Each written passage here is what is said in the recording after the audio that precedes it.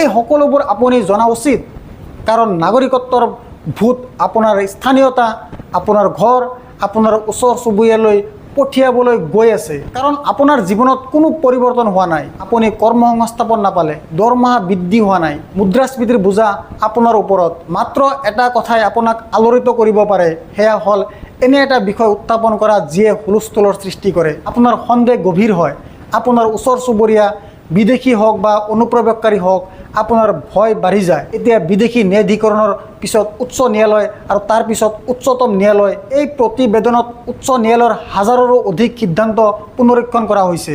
আৰু প্ৰতিবেদন প্ৰস্তুতকাৰীসকলে লক্ষ্য কৰিছে যে ইয়াতো সিদ্ধান্তসমূহৰ কোনো সামঞ্জস্যতা নাই, সিদ্ধান্তসমূহ সামঞ্জস্যপূৰ্ণ নহয়। আৰু উচ্চ ন্যায়ালয়ে কেৱল বিদেশী ন্যায়াধিকৰণৰ সিদ্ধান্তত হোৱা ভুলৰ পক্ষ লয়, সংশোধন কৰি কোনো স্বচ্ছ প্ৰক্ৰিয়া সৃষ্টি কৰা হোৱা নাছিল। এই ধৰণৰ ন্যায়াধিকৰণে মানুহৰ নাগৰিকত্বৰ সিদ্ধান্ত লৈছে। ভাবি চাওকচোন, যাৰ কামৰ চৰ্ত স্পষ্ট নহয়, তেওঁ এজন নাগৰিকৰ ভৱিষ্যত নিৰ্ণয় কৰি আছে। গুৰুগ্ৰামত বাংলাভাষী মুছলমানসকলৰ ভয় বুজিব পাৰি। দেশৰ জনসাধাৰণে তেওঁলোকৰ সমস্যা কিমান বুজিব সেয়া নিৰ্ভৰ কৰে মুছলমানৰ প্ৰতি ঘৃণাৰ বিষ কিমান যে তেওঁলোকৰ হৃদয় আৰু মনত বিয়পি পৰিছে। কিন্তু অসমৰ নাগৰিকত্ব সন্দৰ্ভত এই প্ৰতিবেদনে আমাক কয় যে নাগৰিকত্বৰ ৰাজনীতি এতিয়া নলীৰ সপোন নহয়।